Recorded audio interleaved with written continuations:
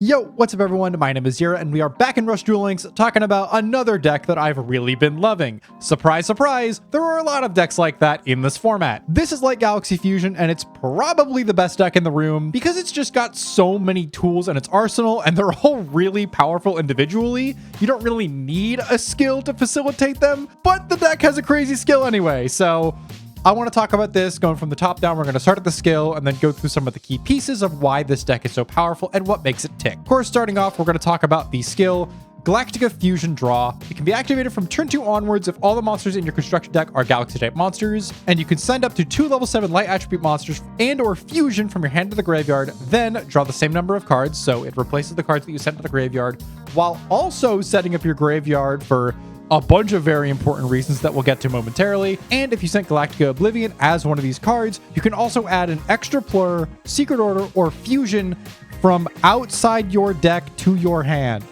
That is twice per duel. You just get to spawn a card out of literally nowhere for pretty much no reason. This skill could read add that card from your deck or graveyard to your hand, and it wouldn't really make it that much weaker, but in its current state, being able to spawn either an extender or a very important main deck boss monster or your fusion card is kind of just ridiculous and is one of the main reasons why I think this is the best deck in the room. The other reasons are the cards that it has access to. A lot of these pieces, if you're not familiar with the actual Rush Duel game, like the physical one and OCG, a lot of these cards that we have currently are in those decks, and while they have a lot more pieces that facilitate a much more advanced game plan because the game over there is significantly more advanced than Duel Links, we have a lot of the building blocks that make this deck really work well. The main piece here is the ships, Extra Plur and Space Fusion Extra Plasma. Extra Plur specifically is one of your main ways to recycle fusion, the other being Galactiar Fuse Eve, but Extra Plur is a 2 tribute. It's your other level 7 light target for the skill other than Oblivion itself, which is kind of the face of the deck, and it can send the top 2 cards of your deck to the graveyard to gain 300, and then if you have 5 or more galaxies in your grave, you can also add a Galaxy type normal monster, which is either Oblivion or Transub and or Fusion from your graveyard to your hand. This facilitates pretty much in and of itself the Space Fusion, which is your main method of popping spell trap removal, other than the MST for the type, which is Universal Storm, but it also just lets you recycle other fusion materials. Say you want to go into Galactiar Fuse Eve, but you only have access to like Extra Plur and a Galactiar Eve, you're missing that extra material. You can go Extra Plur, get the Lilac and the fusion back to make Fuse Eve.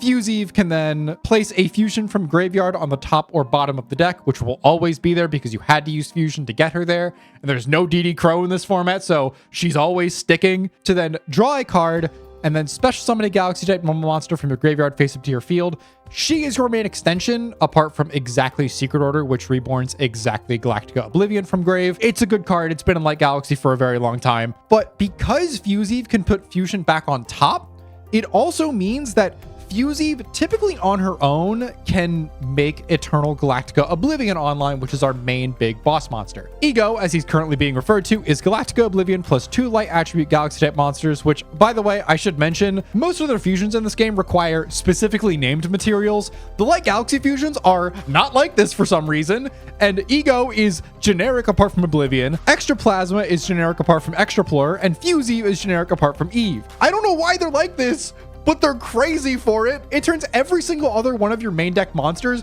including the crazy utility ones like Laika, who gives your monsters piercing and can change battle positions, an additional thing of they can be fusion materials for anything, for some reason. I don't know why this deck is like this, but I love it after having to go through the nightmare that is finding exactly specifically named materials in something like Dark Galaxy or even like spellcasters to a certain extent. Sometimes you're just missing like a specific piece. This deck just does not care. It just gets to do pretty much whatever it wants, whenever it wants, and I love it. Back to Ego though, this is your main like late game finisher. Think of it as like your Master of the Sevens road for this deck. It's not something you really want to make early outside of some very specific scenarios. And the main reason for that is because by shuffling 5 Galaxy type monsters from your graveyard into the deck, you can send the top 3 cards of your deck to the graveyard. This card cannot be destroyed by your opponent's trap effects this turn. Doesn't matter that much. Nobody's on widespread. Also, This card gains attack equal to the number of monsters in your graveyard times 300 until the end of this turn. Picture this like 7's Rogue Magician or 7's Paladin, like strapped to a rocket. It's kind of ridiculous the amount of attack numbers this card can get up to. I've seen 8,500 on an opponent's one before at like the very end of the game, which punched over my Oblivion for exactly 6k to just dome me out of nowhere. This guy rocks. I love him so much. He's such a fun monster to field. And because of the materials that you typically make him with, like an Extraplore, or like typically it'll be like a Fuse plus the Oblivion that she revived, which by the way, she can revive Oblivion. It's any Galaxy type normal monster. And then like some random normal summon. You also probably have enough extension in any given hand to field a secondary boss like Extraplore. And fielding Extraplore typically means you have enough to make the extra plasma, and then you just kind of go off to the races from there. Another part of the deck that I really do need to touch on is Transem Klein and Galactic Eve. I touched on Eve a little bit as material for Fuse Eve, but she is good on her own. She can, if you have no other monsters on your field, send a Galaxy type monster with 1600 or more attack from your hand to the graveyard. We have multiple targets for this in Linak, Oblivion, and Extraplore. And Oblivion and Linak totally do not mind being in the grave because you can recycle them from the grave very easily in order to draw a card. And then if you have 3 or less monsters in your grave, draw an additional. It's cycling. It's a really powerful cycling too. Normally, if you see her very early on, like turn 1, you want to rip this effect just because it digs you further into your deck and can potentially help you set up a more impressive defensive wall going first. So you have enough on your field to crack back on turn 3, which is where this deck really shines. And then Transem Klein is functionally copies 4, 5, and 6 of Galactica Oblivion for the skill purposes, but it's kind of weirder than that. Transem Klein reads, if you have no other monsters on your field, you can add a light attribute Galaxy type normal monster from your graveyard to your hand. Then you can only attack with Galaxy types. This basically means that if you already found a single Oblivion, no matter how you found it, whether you drew into it or you milled it, Klein then becomes copies 4, 5, and 6 of Oblivion because you can lead her on any given turn, add the Oblivion back to your hand to then rip the skill, and then you can spawn in a card out of the ether, like the 4th copy of Secret Order, if you so desired. Because the skill does not care about your deck limitations, why should you? Pot of Greed is our legend of choice because finding more cards for our fusion plays is very good, and typically whenever you see it, it means you can make a very, very big push, and this deck really excels in its ability to make big pushes. We're on Compulse because I still think it's the best legend card in the format. I've seen some negate attacks, I don't like them, and weirdly enough, I am on Buffered Slime. This could, in theory, be like Executing Riding or Rice Terrace Crisis. I think you could slot those in and be totally fine, and your deck would still work great. But I've been liking Slime because typically when you're playing against Light Galaxy, which there is a lot of, or even like Dark Galaxy to an extent, they will have a lot of monsters on board that are like the Fuse Eve that wants to attack, that's level 7, or they'll have a random Oblivion on board that they summoned off of a Secret Order that you can stop Buffered Slime. It comes up a lot more than you normally would think. I've been liking it a lot. You could totally put something else in its spot. There are a couple of other honorable mentions that I do want to touch on because this list is not perfect. I am not the best builder. I only really started playing this deck in the second half of the WCQ, which I have really been loving it in. I've seen lists on Star Troleo to get your graveyard set up. Totally do this. I just don't like how it conflicts with Galactic Eve and Transem Klein. I've seen a couple of lists here and there with Strange Traveler, but I don't think the attack shrink is really that worth it. The mill is kind of fine. And you can also just run like one of these 3 other vanilla monsters just to have more materials or more potential reborns off of like Fuse Eve. I haven't seen the need to add them. I've really been liking my ratios of 3 Extraplore, 3 Fusion, just because it increases the amount of times that you have access to the skill, and I think every turn you're activating the skill, the better off you are. The only other thing I want to touch on is the absence of Meteor Charge, because Transem Laika is functionally Meteor Charge, and the only real difference in that Laika needing a discard, I feel, doesn't really matter as much as the fact that Laika is also a fusion material and Meteor Charge is not. It's just a back row that can potentially get your back row clogged up, and I don't really like that. But with all that said, I've done enough yapping. Let's see some games. All right, so you'll notice we're not in the WCQ. This is ladder, and there's a very good reason for that. I am currently, as of this moment, sitting in the top 500 in the WCQ, and that is the goal I kind of set for myself, and I do not have the confidence to play this deck while recording in the WCQ and expect to win. Those games have been getting really, really difficult, and I don't want to put the added pressure on me of just like If I lose, I maybe lose my top 500 spot. So we're just going to play on ladder. The ladder reset happened. So trying to get back to COG anyway. So it's fine. It will simply be okay. We will just play the games here and they will be good and fun. We're up against Spellcaster. This is a pretty typical open, 3 sets and then a back row. We have not found a boss monster, which concerns me, but this Pot of Greed will simply get us there.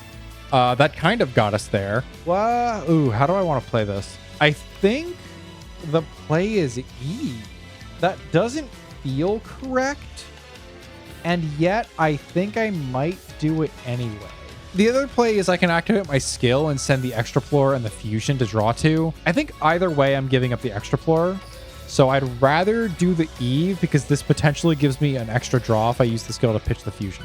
Okay, so we're pretty much in the exact same spot that we were in before, which is like fine. We're going to Galactic Fusion draw. We're just going to send the Fusion. Kind of unfortunate. We'll go this Klein, rip this Universal Storm, pop this back row. It's probably nothing. Yeah, it's their own MST. So this other Klein will go Extraplore, which I'm pretty sure is not online because I don't think we have 5 Galaxies engraved. Yeah, we have 4. Oh, what am I doing here? Actually, we can just rip the Extraplore. Yeah, all right, that's fine. Add back you and you. So now we can pretty safely go the Leica for the piercing here. We'll summon Linak. I'm not super afraid of their follow-up. It's the typical Sevens Road follow-up. It'll be like a Charmy Witch or something. And that is fine. I'm going to try to punch where the cat is. That is not the cat. All right, I need to find where the cat is not. That's not the cat. Awesome. All right, full clear of their board. Them being out Sorcerer is pretty nice. Them only having 1 card in the hand is also pretty nice. They're going to draw up anyway, but like what I'm hoping is that other card is a monster that was like not worth summoning. All right, my hopes are immediately dashed because they found Pot of Greed. It will simply be okay. Everything will simply be okay. They found their, all right, they found their skill. It's everything will be just fine. That is, shout out to the Piss Border Sevens Road Magician. God bless. Gold borders in this, actually I didn't even notice the starlight effect. That's really nice. Gold borders in this game are interesting. I think they look way better than they do in the TCG, where it is just like actually actively awful. This is an interesting combo using Mr. Alchemy in the same deck as Mystic Dealer. They both kind of serve the same function. They're both draw power and water attribute, so I can't say I've seen them both in the same list, but more casters is more casters. More draw power is more draw power. All right, so we're going to lose likely our entire board, but because of the way our skill works, I think we'll be okay. Ideally, we just find Oblivion. Oh, they're going for Fusion. All right, so here comes a big Paladin. Very, very big Paladin. We're not dead, but this is going to hurt. Hello, Sevens Paladin. I'm just kind of hoping that last card in hand is on another monster. All right, well, you win some, you lose some. That's a very big guy. Yep. 22, then another 4 and another 5. So we're down to 19. Oh no, 29. I cannot do math. It's fine. That is very bad. We're going to pitch both these fusions. Oblivion, thank you. Good God, that would have been so bad. What are we doing here? Part of me just wants to like... Oh, wait, can I kill them? Hold on. Hold on. Ego might just kill them. We're going to see how big this number gets. We'll go Linak and Leica. We'll go Leica, pitch this Linak to put another Galaxy Engrave. Give... Oh, I can't give it Piercing. Okay, I'm seeing the problem. Yeah, I wanted to give the Ego Piercing, but I can't do that. So we're just going to switch your position. And we're going to try this anyway because I'm a brave boy.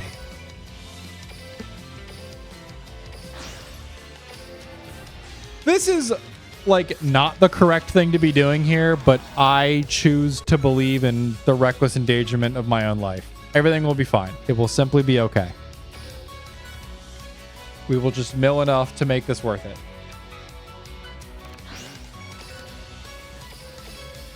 Well, Sometimes it's just like that. Sometimes you just gotta throw caution to the wind.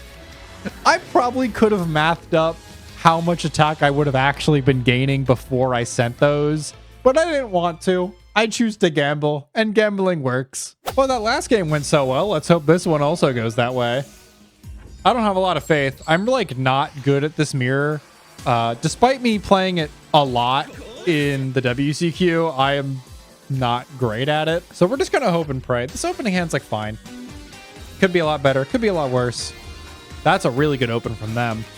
I would love to have that for myself. Yeah, finding Eve like turn 1 it's just so nice. You just get the freedom to kind of just play super defensively. This is really rough. I honestly think my play is send this, and for exactly that reason. Okay. Suddenly I'm feeling decent. We'll rip this Galactic Oblivion and just pray that those back rows are nothing. They will simply be nothing.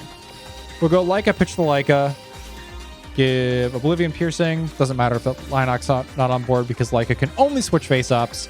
And we're just going to try to punch in for big numbers. Yeah, I mean, 27 hit is really, really big. Leaving them with no monsters on board is also really important. It forces them to have to draw into exactly like Oblivion or something to get their plays online. And because they already found an Eve, the chance of them finding another one on this follow-up turn is pretty low. They also don't have Oblivion in rotation already, so these Kleins that they've already gone through 2 of them, it's not likely that they find it. There's the Oblivion, so they're going to spawn a card in. We're likely going to lose our entire board in, but they've lost half their life, and we're honestly just in a pretty decent spot. We haven't gone through any of our Kleins yet, so there are 5 additional copies of Oblivion in our deck, as opposed to them, who I think only have 3 now. Extra floor. Okay, so they probably already have Secret Order. It's likely one of the sets. They found the 3rd Klein. Okay. Them adding it back makes me think that they don't actually have Secret Order. Here comes a Leica. I imagine that's going to be just tributed away for the extra floor. Yep. They don't have a Fusion in rotation yet. And they didn't find one either. So yeah, they don't get ads back. There's Secret Order to get the guy out of hand. Honestly, we're kind of chilling. Another set card. We know these 2 were nothing. Or at least they weren't threatened enough by our cards to do anything about it. So the only one I'm really worried about is this new set. And we found an answer for it. So we're just going to rip this. Pop that. Another Universal Storm. Okay. Believe it or not, I don't actually want to use my skill here. I want to go Galactic Eve. We'll go Fusion. Go Fuse Eve. This can test the extra floor exactly, but the ideal scenario here is that we get... That's incredible. But so the ideal here is we're summoning the Linak, and then we want to go Secret Order, because we want to be able to clear their full board, and given that those 2 back rows don't seem to be anything, I think we're pretty clear to just punch and punch. Yep, 7 over for 1, and then in for 16. We're at 900. We've got Compulse set. I'm feeling really good about this. Of course, those 2 back rows could be additional Universal Storms. That Pot of Greed also leads me to believe that they found at least 1. There's 2 in Grave. They probably have the 3rd one set. They're only got 9 cards left in their deck. This is another extra draw. That is very pretty. Oh my god. Here's a Leica. Yep, there's the Universal Storm.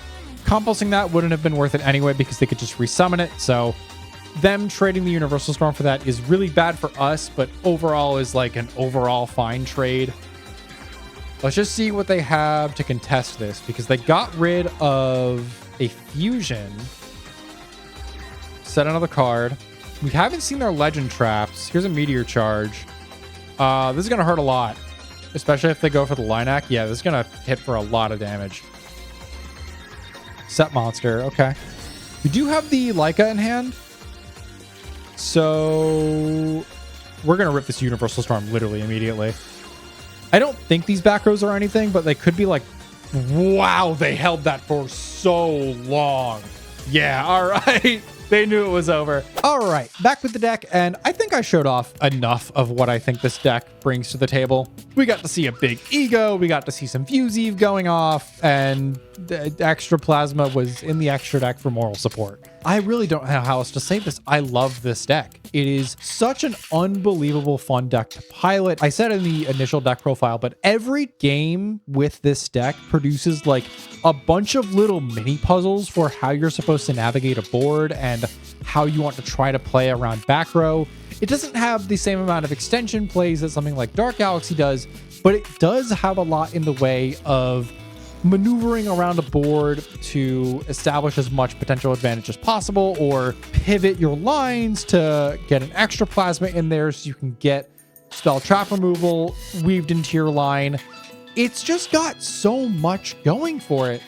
And I'm going to be honest, and I'm going to say this in the next deck profile too, because we're going to be covering Dark Galaxy next, but I don't want any of these three decks to fully leave the meta when the inevitable ban list hits.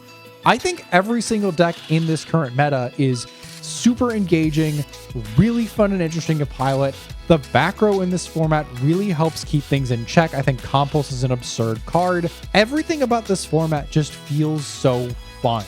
I think there are a couple of things that could be touched up. I think Galactic Fusion Draw specifically should not be able to spawn cards out of the ether, but the only real problems I have with this format are overall kind of minor. Everything else with this format just feels so fun to play around with, and this deck being the best deck in the room is a really good showcase of that. Nothing feels super unfair. Like, Ego is maybe the most telegraphed boss monster in existence, and it's punishable by the new Legend Trap. And even if you're not on Buffered Slime, things like Rice Terrace Crisis punish Ego plays, because typically you're going to be trying to go for them off of like a Fuse Eve, so you can just set the Oblivion face down. I really don't want to see any of the decks in this format leave fully, because I just love them so much. I don't want to yap too much about this, and like maybe I'll make a separate video on why I think this format is as healthy as it is. But for right now, I hope you all enjoyed this video. I had an absolute blast making it and practicing this deck for this video, because at the end of the day, this deck is just a lot of fun. And honestly, if I could recommend any deck to pick up out of the new format, if you're interested in playing Rush Duel Links, I will first and foremost say I think Spellcasters is probably the one to go with, because it is by far the cheapest. You have to like maybe put in like $4 for the third copy of the structure deck if you don't have any of like the 700 stuff from earlier boxes. But if you want a deck that will stay relevant and is absurdly fun to play, I would absolutely recommend giving like Galaxy a shot. It's just so much fun. With all that said, thank you all so much for watching, and I'll see you in the next video. Bye bye.